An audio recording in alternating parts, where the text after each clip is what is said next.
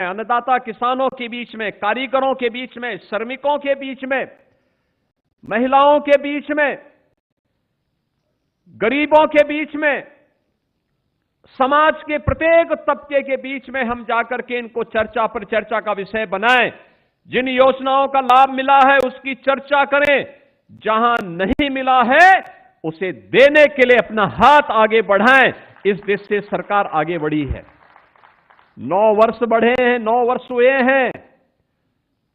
तो 1 अप्रैल से जो हमारा वित्तीय वर्ष प्रारंभ होने जा रहा है, इसमें हमने पैसे की व्यवस्था भी 9,12,000 करोड़ रुपए की व्यवस्था की है प्रदेश के विकास के लिए। यानी इसमें खन्ना जी का कुंवारा रहना भी आपके लिए लाभदायक है कि खन्ना जी ने 9,12,000 करोड़ रुपए का बजट बनाया है। खन्ना जी कह रहे थे कि मैं बोलता तो मैं यहां पे गाना सुनाता एक, और वैसे सुनाएंगे भी वो। लेकिन बहनों और भाइयों, जो ये थीम 9 दी गई है सुरक्षा के मुद्दे पर, आप याद करिए ना, यही तो प्रदेश है। कल से नवरात्रि प्रारंभ हो रही है, कल से इस दौरान रमजान का महीना भी चल रहा है।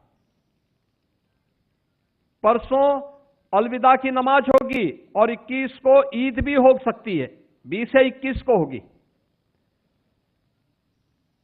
कहीं कोई हलचल है क्या? कुछ भी नहीं।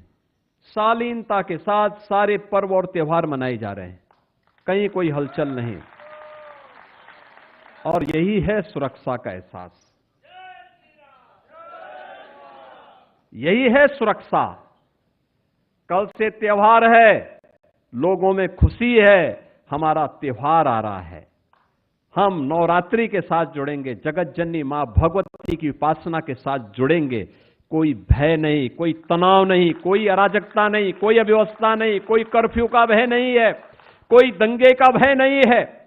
हर व्यक्ति जगत जननी मां भगवती की उपासना में लीन होकर के हर मंदिर में, देवालय में अथाह भीड़ होती है। अब लोगों ने उन क्षेत्रों में जाना बंद कर दिया जहां पहले जाते थे। अब तो नया वर्ष हो, कोई अन्य आयोजन हो, वह मंदिर की तरफ जाता है, धार्मिक स्थलों की तरफ जा रहा है। यह एक नया चेंज देखने को मिला है, और यह तब हुआ है जब सुरक्षा का एक वातावरण हुआ है। सुरक्षा, बेहतर सुरक्षा, लेकिन सुरक्षा के लिए प्रयास प्रारंभ हुए। आप सोचो ना, उत्तर प्रदेश में 17 के पहले भर्ती नहीं होती थी, क्योंकि भर्ती होने के लिए सरकार की नीयत साफ नहीं थी। वह नौजवानों के भविष्य के साथ खिलवाड़ कर रही थी। हम लोगों ने 9 वर्षों में प्रदेश में 9 लाख से अधिक सरकारी नौकरी दी है, जिसमें 2,19,000 केवल पुलिस भर्ती हुई है। 2,19,000 पुलिस भर्ती 9 वर्षों में उत्तर प्रदेश के अंदर हुई है। पुलिस की ट्रेनिंग की क्षमता आपने देखा होगा, अभी हाल ही में पिछले दिनों आदरणीय गृह मंत्री जी आए थे, उन्होंने उत्तर प्रदेश में 60,244 पुलिस भर्ती के अभ्यर्थियों को नियुक्ति पत्र प्रदान किए थे, उत्तर प्रदेश पुलिस के। मुझे याद है 2017 में जब हम लोग पहली पुलिस की भर्ती निकाल रहे थे, हमारी कैबिनेट थी उस समय, ज्यादातर मंत्रीगण तब भी हमारे साथ में थे। केशव जी थे, ब्रजेश जी थे, उस समय खन्ना जी भी थे, उस समय शाही जी भी थे, ये सभी मंत्रीगण, ओम प्रकाश राजभर जी भी थे। और उस समय हम लोग चर्चा कर रहे थे कि ये भर्ती हम करेंगे, हमें उस समय 30,000 भर्ती करनी थी पुलिस की पहले फेज में, लेकिन ट्रेनिंग के लिए हमारे पास क्षमता नहीं थी। हमारे पास केवल 3,000 ट्रेनिंग की क्षमता थी। मैंने उस समय भारत सरकार के गृह मंत्री, लखनऊ के यशस्वी सांसद आदरणीय राजनाथ सिंह जी से बातचीत की।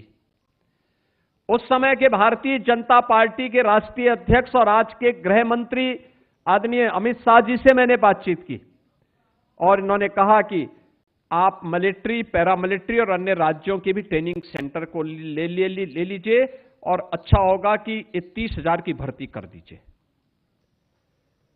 जब मैंने यहां बैठक ली गृह विभाग की, मैंने कहा ये भर्ती क्यों नहीं हो रही है, तो मुझे बताया गया कोर्ट का स्टे है। मैंने कहा कोर्ट के स्टे का कोई कारण तो होगा। कहा हां, कोर्ट ने कहा कि इस तरीके से ट्रांसपेरेंसी आनी चाहिए। मैंने कहा ये तो अच्छी बात है, हम माननीय न्यायालय के आदेश का पालन करें और भर्ती की प्रक्रिया को आगे बढ़ाएं। और हमने 30,000 की भर्ती प्रारंभ की। भर्ती एक समय सीमा के अंदर हुई। हमने मिलिट्री, पैरामिलिट्री और अन्य राज्यों के ट्रेनिंग सेंटर लिए, तब हम 30,000 भर्ती करवाए थे।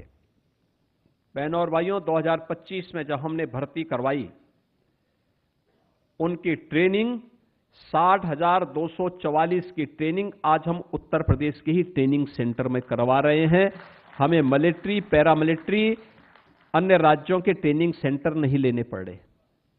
और ये सभी 60,244 जो पुलिस कार्मिक भर्ती हुए हैं, इनमें अनिवार्य रूप से 20% बेटियां भर्ती हुई हैं, अनिवार्य रूप से।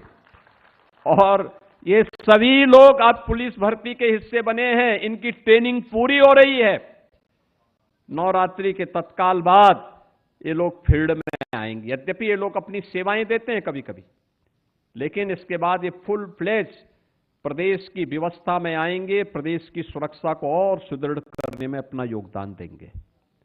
बहनों और भाइयों, ऐसे ही आपने देखा होगा उस समय कैसे यूपी पब्लिक सर्विस कमीशन रहा हो, उत्तर प्रदेश उच्चतर शिक्षा चयन आयोग रहा हो, उत्तर प्रदेश माध्यमिक शिक्षा चयन आयोग रहा हो, अन्य हर एक आयोग और भर्ती बोर्ड पर भ्रष्टाचार के तमाम आरोप लगे हुए थे।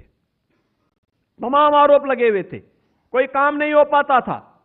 लेकिन हम लोगों ने प्रदेश के अंदर पुलिस में रिफॉर्म किए, पुलिस में सुरक्षा का वातावरण दिया, पुलिस को आधुनिक बनाने का कार्य किया। एफएसएल लैब्स हो, पुलिस का स्टेट फॉरेंसिक इंस्टीट्यूट के निर्माण का हो, एसएसएफ के गठन का हो, या पीएसी की मृत पड़ी वाहनियों को फिर से पुनर्जीवित करने का कार्य हो। पिछली सरकारों ने तो दंगाइयों का काल पीएसी को समाप्त कर दिया था। हमने उनकी सभी 34 कंपनियों को फिर से पुनर्जीवित करके पहली बार उत्तर प्रदेश पीएसी में 3 महिला बटालियन का गठन किया है। और तीनों बटालियन वीरांगना उदा देवी पासी के नाम पर,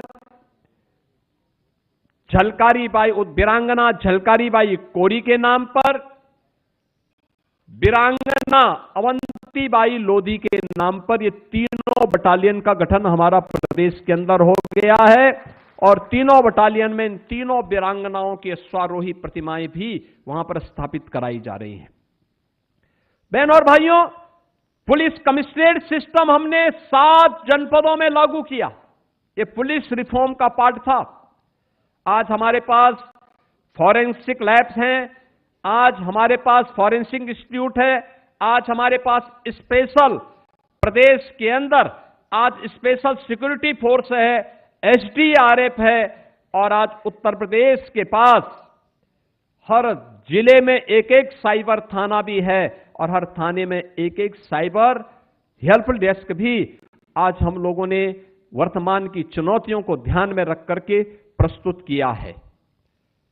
यह है सुरक्षा के लिए प्रदेश के अंदर जो कार्यक्रम बनाए गए हैं। अभी हम लोग सिंगापुर और जापान की यात्रा पे मैं गया था, मेरे साथ में वित्त मंत्री और उद्योग मंत्री थे। केशव जी और आईटी मिनिस्टर जर्मनी की यात्रा में गए थे। हम लोग जब उन देशों की यात्रा में थे, वहां का बड़ा मंत्री और बड़ा सड़ा उद्यमी मिलता था, एक ही बात कहता था, और कहता था हम यूपी में इसलिए आ रहे हैं क्योंकि यूपी में जीरो टॉलरेंस और जीरो करप्शन की नीति के तहत उत्तर प्रदेश के अंदर आज हर व्यक्ति आना चाहता है। बहनों और भाइयों, ये उत्तर प्रदेश की सरकार की थीम इंफ्रास्ट्रक्चर, 17 के पहले के बारे में जो बात आई थी, सड़क में गड्ढा है या गड्ढा में सड़क है इसका पता नहीं लग पाता था, खेत है या सड़क है यह भी नहीं पता लगता था। आज आप देख रहे होंगे उत्तर प्रदेश के अंदर एक्सप्रेसवे के रूप में 55% देश का इंफ्रास्ट्रक्चर एक्सप्रेसवे का यूपी के पास, और गंगा एक्सप्रेसवे इसी महीने कंप्लीट हो रही है। गंगा एक्सप्रेसवे के बनने के बाद उत्तर प्रदेश का शेयर हो जाएगा 60% एक्सप्रेसवे पर उत्तर प्रदेश का अधिकार। लगातार उत्तर प्रदेश ने कनेक्टिविटी को बेहतर किया है, हर interstate connectivity, international connectivity 4 lane की है। आज वहां पे मैत्री द्वार बनाए गए हैं। आपने देखा होगा किस रूप में चेंज आया है। हर जिला मुख्यालय 4 लेन से जुड़ा है, हर ब्लॉक और तहसील मुख्यालय 2 लेन और 4 लेन की कनेक्टिविटी से जुड़ा हुआ है। हर जगह व्यवस्थित रूप से इस कार्यक्रम को आगे बढ़ाने का कार्यक्रम आज प्रदेश के अंदर हुआ है। देश का सबसे बड़ा रेल नेटवर्क यूपी के पास, देश के अंदर सबसे अधिक सिटी के अंदर मेट्रो का संचालन, 7 सिटी में हम मेट्रो का संचालन कर रहे हैं। लखनऊ, कानपुर, आगरा, गाजियाबाद, नोएडा, ग्रेटर नोएडा, और अभी हाल ही में प्रधानमंत्री जी ने मेरठ के भी मेट्रो का संचालन किया है। देश की पहली रैपिड रेल दिल्ली मेरठ के बीच में प्रारंभ हो चुकी है। देश का पहला रोपवे ये उत्तर प्रदेश के अंदर बन रहा है वाराणसी में, और देश के अंदर पहला इनलैंड वाटरवे ये उत्तर प्रदेश के अंदर बना है, वाराणसी से हल्दिया के बीच। देश के अंदर कनेक्टिविटी के लिए, एयर कनेक्टिविटी के लिए आज उत्तर प्रदेश में 16 डोमेस्टिक एयरपोर्ट, 4 इंटरनेशनल एयरपोर्ट, और 5वां देश का सबसे बड़ा इंटरनेशनल एयरपोर्ट जेवर में हमने अनुरोध भेजा है आदरणीय प्रधानमंत्री जी से। 28 मार्च को उद्घाटन के लिए हमने आदरणीय प्रधानमंत्री जी को आमंत्रित किया है। आप सोचो ना, जेवर एयरपोर्ट बनेगा, उत्तर प्रदेश की अर्थव्यवस्था में कितनी ग्रोथ होने जा रही, 1 लाख करोड़ रुपए की आएगी उसमें इनकम उत्तर प्रदेश सरकार की। आज उत्तर प्रदेश के अंदर इंफ्रास्ट्रक्चर की स्थिति है। उत्तर प्रदेश आज इंफ्रास्ट्रक्चर प्रदेश भी बना है। इन्वेस्टमेंट के लिए क्या कहना, उत्तर प्रदेश में 2017 के पहले कोई इन्वेस्टर नहीं आता था, क्योंकि इन्वेस्टमेंट के लिए सुरक्षा चाहिए, पॉलिसी चाहिए। इन्वेस्टमेंट के लिए पॉलिसी के साथ साथ लैंड बैंक चाहिए, और लैंड बैंक के साथ साथ सरकार की नीयत भी चाहिए। याद करिए, 17 के पहले 1947 से लेकर के 2017 तक उत्तर प्रदेश के अंदर बामुश्किल से 14,000 से कम उद्योग थे, और आज अब तक हमारे पास 31,000 तो बड़े उद्योग लग चुके हैं। 96 लाख एमएसएमई यूनिट हैं, 96 लाख एमएसएमई यूनिट भी यूपी के अंदर आज के दिन पर कार्यरत हैं। एमएसएमई यूनिट में 3 करोड़ 11 लाख से अधिक लोग कार्य कर रहे हैं, और हमारे जो उत्तर प्रदेश के अंदर 31,000 से अधिक बड़े जो भी उद्योग लगे हैं, इन उद्योगों में भी 65 लाख से अधिक लोग कार्य कर रहे हैं। बहनों और भाइयों, इन्वेस्टमेंट तब आता है जब सरकार की नीयत अच्छी होती है। 17 के पहले तो ये मान लिया गया था, यानी जो लोग हमारी आस्था को अंधविश्वास बोलते थे वे नोएडा नहीं जाते थे, वे नोएडा नहीं जाते थे।